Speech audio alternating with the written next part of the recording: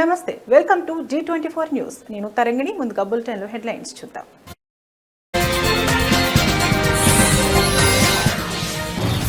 ఉగ్రదాడులతో భారత్లో అశాంతి సృష్టిస్తే మౌనంగా ఉండబోమని ప్రధాని. ఉగ్రవాదాన్ని పాకిస్తాన్ ఒక యుద్ధ వ్యూహంగా అనుసరిస్తోందని మోదీ వ్యాఖ్య.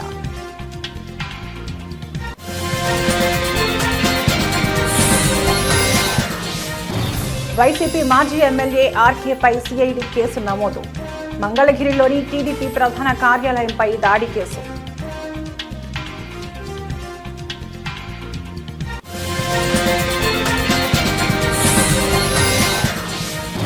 సినిమా హాళ్ల నిర్వహణపై పవన్ కీలక ప్రకటన. థియేటర్ల బంద్ వెనుక శక్తులపై విచారణకు ఆదేశించినా తేల్చాలి.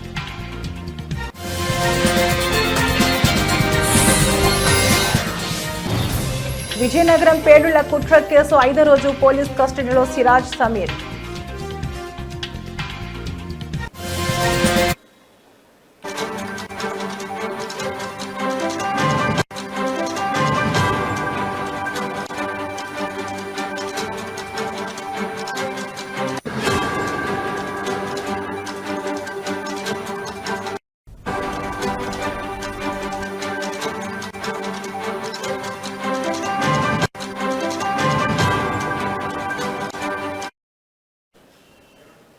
బ్రేకింగ్ న్యూస్ చూస్తున్నాం. దేశంలో ఉగ్రవాద దాడుల ద్వారా అశాంతి సృష్టించాలని చూస్తే సహించేది లేదని ప్రధానమంత్రి నరేంద్ర మోదీ పాకిస్తాన్ను హెచ్చరించారు.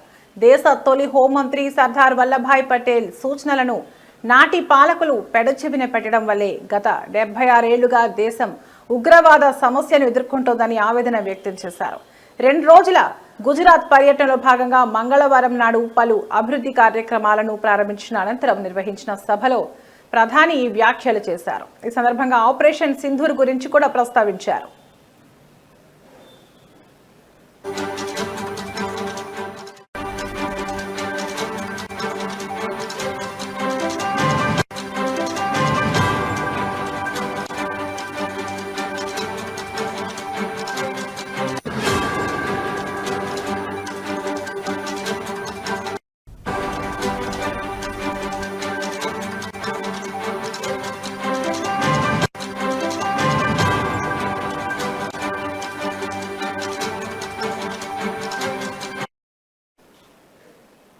ఉగ్రవాదాన్ని పాకిస్తాన్ ఒక యుద్ధ తంత్రంగా మార్చుకుంది. దీనిని భారత్ సమర్థవంతంగా ఎదుర్కొంటోంది.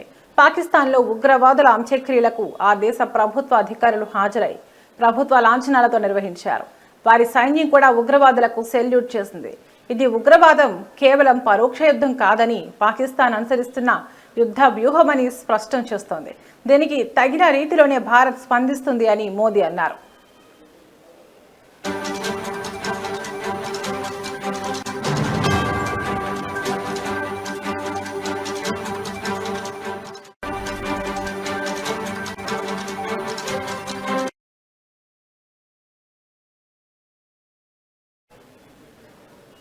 తాము శాంతినే కోరుకుంటామని, ఇతరులు కూడా శాంతియుతంగా ఉండాలని ఆకాంక్షిస్తామని, అయితే పరోక్ష యుద్ధంతో తమ సహనాన్ని పరీక్షిస్తే మాత్రం ఉపేక్షించేది లేదని తేల్చి చెప్పారు.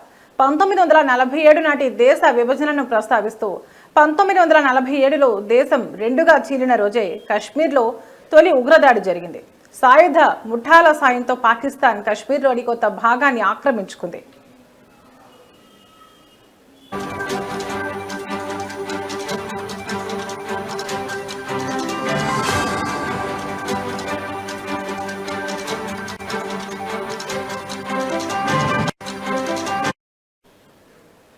ఆనాడు ఉగ్రవాదులను ఏరివేసి ఆక్రమిత కశ్మీర్ను తిరిగి స్వాధీనం చేసుకోవాలని సర్దార్ వల్లభాయ్ పటేల్ ఇచ్చిన సలహాను పాటించి ఉంటే దేశంలో ఈ ఉగ్రదాడుల పరంపర కొనసాగేది కాదు. కానీ అప్పటి ప్రభుత్వ పెద్దలు ఆ సూచనను పట్టించుకోలేదు అని ప్రధాని విమర్శించారు.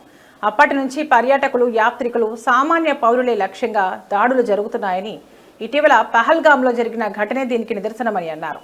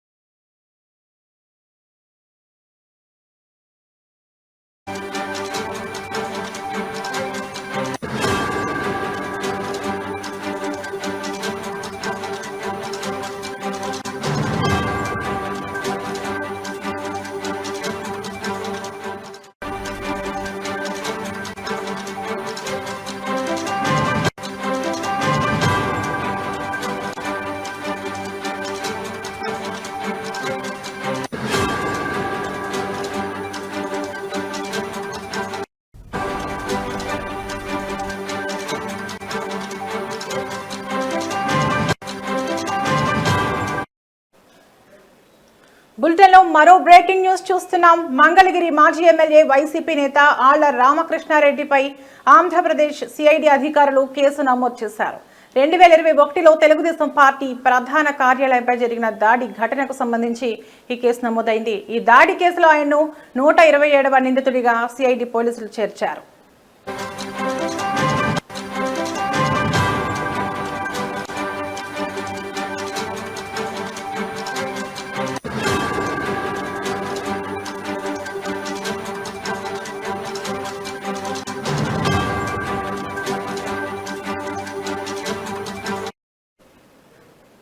ఇక వివరాల్లోకి వెళితే గత వైసీపీ ప్రభుత్వ హయాంలో 2021 అక్టోబర్ 19న మంగళగిరిలోని టీడీపీ కేంద్ర కార్యాలయంపై కొందరు దుండగులు దాడికి పాల్పడ్డారు. ఈ ఘటన అప్పట్లో తీవ్ర కలకలం రేపింది. అయితే రాష్ట్రంలో ప్రభుత్వం మారిన తర్వాత ఈ దాడి కేసును కూటమి ప్రభుత్వం సిఐడికి అప్పగించింది. ఈ కేసు విచారణను సిఐడి వేగవంతం చేసింది. ఈ కేసులో ఇప్పటికే వైసీపీ మాజీ ఎంపీ నందిగం సురేష్ అరెస్ట్ అయ్యారు.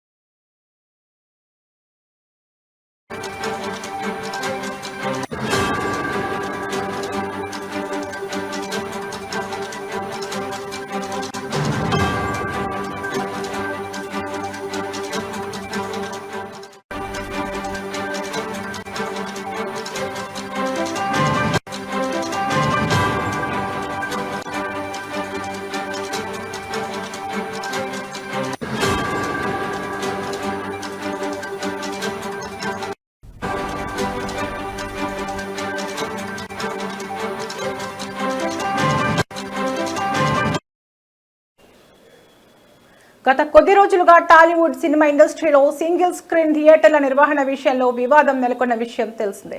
కాగా వారి వివాదంలో భాగంగా జూన్ 1 నుంచి థియేటర్లను క్లోజ్ చేయాలి ఎగ్జిబిటర్లలోని ఓ వర్గం నిర్ణయించింది. కాగా ఈ వ్యవహారంపై ఏపీ సినిమాటోగ్రఫీ మంత్రి కందుల దుర్గేష్ స్పందిస్తూ సీరియస్ అయ్యారు. దీంతో ఈ వ్యవహారం కాస్త పెను దుమారంగా మారడంతో నిర్మాత అల్లు అరవింద్, ఎఫ్డీసీ చైర్మన్ దిల్ రాజులు స్పందించారు.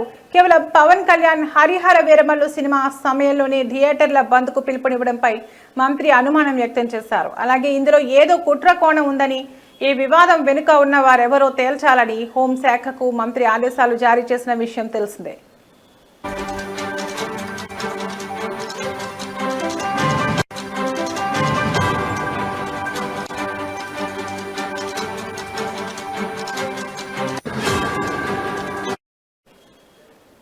తాజాగా సినిమా హాళ్ల నిర్వహణపై డిప్యూటీ సీఎం పవన్ కళ్యాణ్ స్పందిస్తూ సంచలన ప్రకటన చేశారు. సినిమా హాల్స్ బంద్ నిర్ణయం వెనుక ఉన్న శక్తులేమిటో తేల్చాలని ఆదేశించారు. అలాగే ఈ కుట్ర వెనుక జనసేన నాయకులు ఉన్న చర్యలకు వెనకడుగు వేయవద్దని పవన్ కళ్యాణ్ తెలిపారు.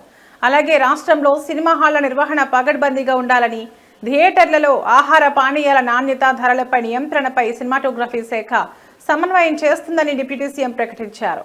అలాగే ఇకపై రాష్ట్రంలో విడుదలయ్యే సినిమాల టికెట్ ధరలు పెంచుకోవాలంటే ఇకపై కేవలం ఫిలిం ఛాంబర్ ద్వారానే ప్రభుత్వాన్ని సంప్రదించాలని, ఇది తాను నటించిన హరిహర వీరమల్లు సినిమాకు కూడా వర్తిస్తుందని డిప్యూటీ సీఎం పవన్ కళ్యాణ్ ఆదేశించారు.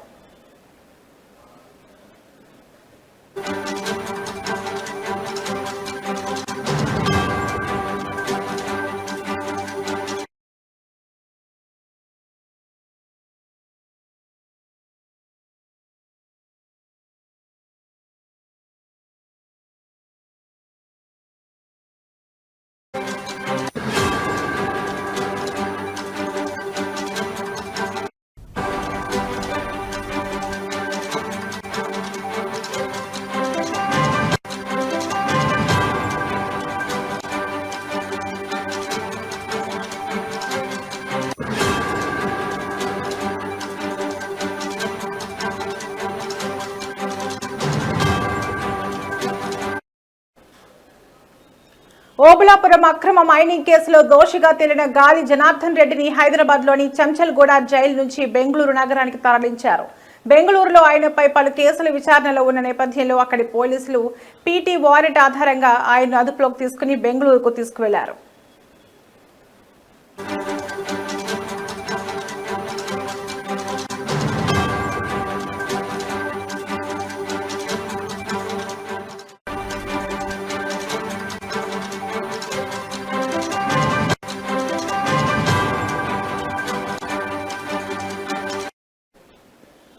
గాలి జనార్దన్ రెడ్డి ఓబుళాపురం మైనింగ్ అక్రమాలకు సంబంధించిన కేసులో శిక్ష పడడంతో కొంతకాలంగా చంచల్గూడ కేంద్ర కారాగారంలో ఖైదీగా ఉంటున్నారు. అయితే కర్ణాటక రాష్ట్రంలోని బెంగళూరులో కూడా ఆయన పలు అభియోగాలను ఎదుర్కొంటున్నారు.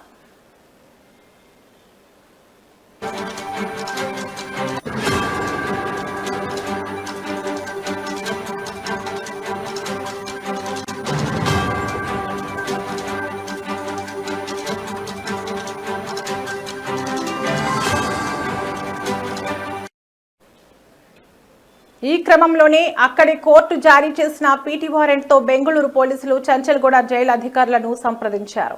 అవసరమైన ప్రక్రియలు పూర్తి చేసిన అనంతరం గాలి జనార్దన్ రెడ్డిని తమ వెంట బెంగళూరుకు తీసుకెళ్లారు.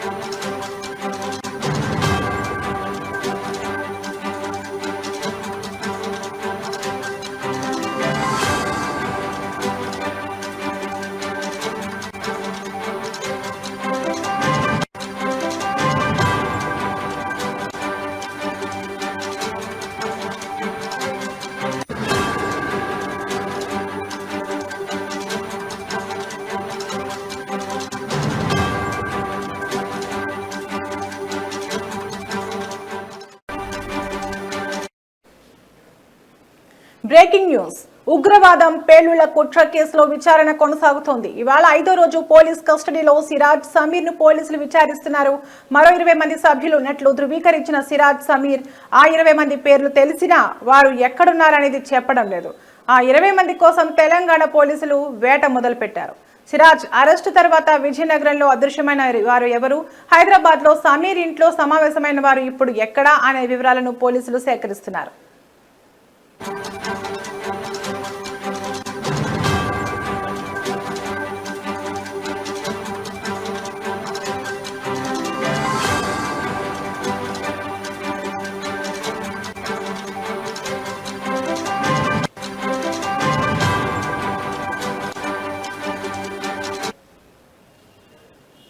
బాంబు పేలుళ్లకు కుట్ర పన్నిన సూత్రధారి సిరాజేనని దేశవ్యాప్తంగా 7 రాష్ట్రాల్లో బాంబు పేలుళ్లకు వ్యూహరచన చేశాడని నేషనల్ ఇన్వెస్టిగేషన్ ఏజెన్సీ ఎన్ఐఏ విచారణలో తేలినట్టు సమాచారం. ఉగ్రవాద భావజాలం పేలుడు పదార్థాలు కలిగిన హైదరాబాద్కు చెందిన సమీర్, విజయనగరం జిల్లా ఆబాద్వీదికి చెందిన సిరాజ్ ఉర్ రెహమాన్ ను ఈ నెల 16న కౌంటర్ ఇంటెలిజెన్స్ అధికారులు అరెస్ట్ చేసిన విషయం తెలిసిందే.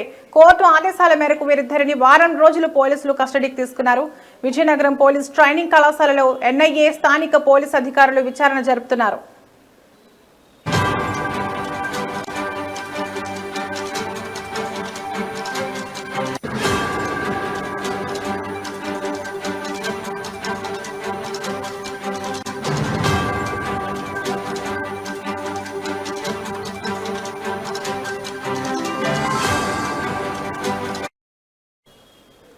గత 3 రోజులుగా నోరు విప్పని సమీర్ సోమవారం పలు విషయాలు బహిర్గతం చేసినట్లు సమాచారం.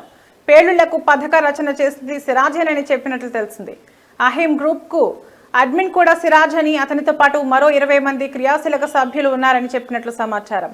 సౌదీలో పూర్తి స్థాయిలో శిక్షణ పొందిన సిరాజ్ హైదరాబాద్ లో ఉంటూ తరచూ సౌదీతో పాటు ఓమెన్ దేశాలకు వెళ్లినట్టు ఎన్ఐఏ గుర్తించింది. వరంగల్ కు చెందిన ఫర్హాన్, ఢిల్లీకి చెందిన బాదర్, సౌదీకి చెందిన ఇమ్రాన్తో మిలాఖత్ అటు పాకిస్తాన్ కు చెందిన ఓ ముస్లిం సంస్థతో టైఅప్ అయినట్లు సమాచారం. అహీం గ్రూప్ ద్వారా ఆ సంస్థతో సిరాజ్ సంప్రదింపులు జరిపినట్లు తెలిసిందే.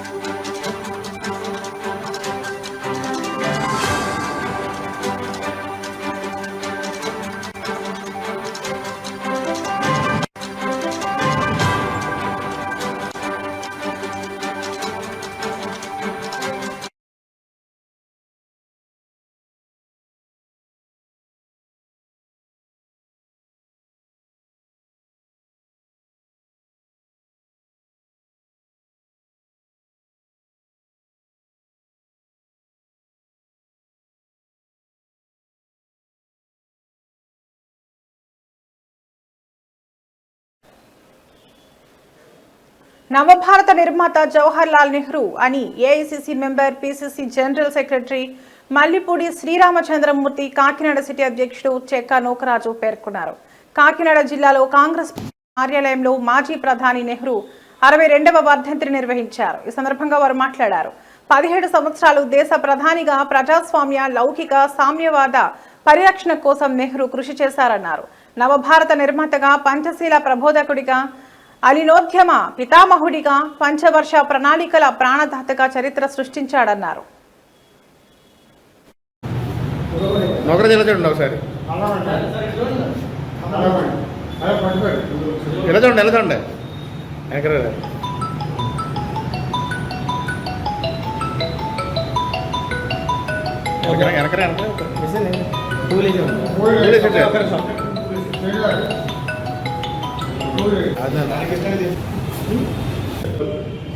రోజు వర్ధంతి మనం జరుపుకుంటున్నాం.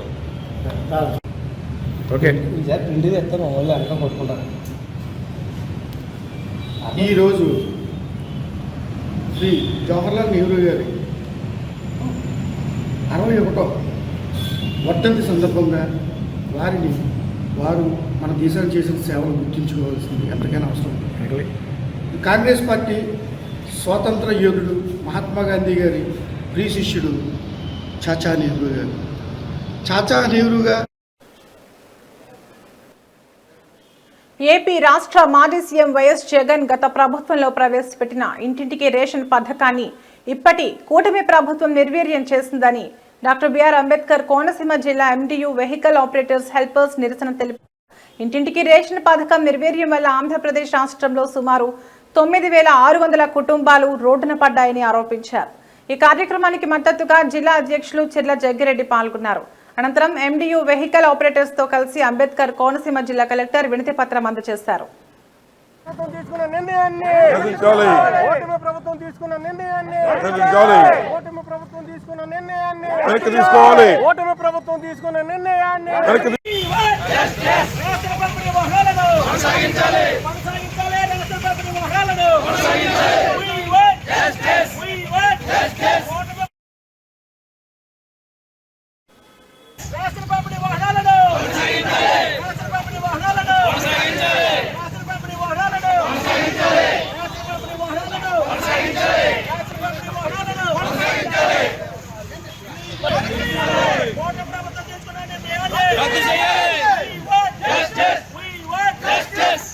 చేసేవాడు కూడా ఆఖరి కోరిక అడుగుతారు సార్. ఈ ప్రభుత్వంలో ఉరిశిక్ష చేసేవాడికి ఆఖరి కోరిక అడుగుతారు. అలాగే ఎండియూ డీలర్స్కి తగినంత సమయం ఇవ్వకుండా, సర్వీసెస్ బాగున్నాయని చేయకుండా శాంతియుతంగా వారి యొక్క విషయాన్ని మీ దృష్టిలో మీరు వింటారు కనుక మీకు ఇచ్చి వెళ్ళే విధంగా మొత్తం డీలర్స్ అందరూ వచ్చారు సార్. నాగర్ కర్నూలు జిల్లా కేంద్రంలో ఓ ప్రైవేట్ హాల్లో భారత్ ముక్తి మోర్చా అంబేద్కర్ జాతర కమిటీ ఆధ్వర్యంలో మాతా రమాబాయి 90వ వర్ధంతిని నిర్వహించారు. ఈ కార్యక్రమంలో ముఖ్య అతిథిగా ఎంపీ పార్లమెంట్ ఇన్ఛార్జ్ గడ్డం విజయ్ హాజరయ్యారు. ఈ సందర్భంగా అణగారిన వర్గాల కోసం డాక్టర్ బిఆర్ అంబేద్కర్ చేసిన పోరాటంలో ఆయనకు అండగా నిలిచి తన జీవితాన్ని వెచ్చించి సమాజ సేవలో తనను తాను నిమగ్నం కావడంలో రమాబాయి తన భర్త సామాజిక సంస్కరణల లక్ష్యాలను నెరవేర్చడానికి అంకిత భావంతో మద్దతు ఇచ్చారని కొనియాడారు. తన జీవితం త్యాగం చేస్తూ తన భర్తకు సహాయం చేయడానికి, తనను తాను త్యాగం చేయడానికి సిద్ధపడ్డారన్నారు. ఏజ్లోనే ఆయనకు వివాహం కావడం జరిగింది. నాటి నుండి ఆమె చనిపోయేంత వరకు, రమాబాయి గారు చనిపోయేంత వరకు అంబేద్కర్ గారికి సహచరిగా ఉండుకుంటూ ఆమె చేసినటువంటి త్యాగము, ఆ రోజు అంబేద్కర్ గారికి ఎక్కడ పై చదువులకు పోయినా, ఏటికి పోయినా, ఎక్కడైనా ఆమె నిరంతరం ఆయన యొక్క ఆశయ సాధన కోసం ఉన్నటువంటి గొప్ప త్యాగమూర్తి ఆమె రమాబాయి గారు. ఆమెకు యొక్క పుట్టినటువంటి రమాబాయి అంబేద్కర్లకు పుట్టినటువంటి బిడ్డలకు కూడా కనీసం తినడానికి తిండి లేక, పౌష్టిక ఆహారం లేక, రోగం వస్తే చూపించుకోవడానికి డబ్బులు లేక తన యొక్క కుటుంబాన్ని అంబేద్కర్ గారి యొక్క చదువుల కోసం ఖర్చు పెట్టి ఆయన మొత్తం తన కుటుంబాన్ని మొత్తం త్యాగం చేసుకొని తన పిల్లల్ని మొత్తం కూడా వైద్యం లేకుండా చంపుకున్నటువంటి పరిస్థితి. అంటే తన బిడ్డలను త్యాగం చేస్తే ఈరోజు మనం ఎస్సీ, ఎస్టీ, బీసీ మైనార్టీలు అంబేద్కర్ గారు యొక్క పెద్ద చదువు చదివి ఈ దేశానికి రాజ్యాంగాన్ని రచించి ఈ దేశానికి హక్కు. ఇవి ఇప్పటివరకున్న బులెటిన్ అప్డేట్స్. మరో బులెటిన్లో మళ్ళీ కలుద్దాం. నమస్తే.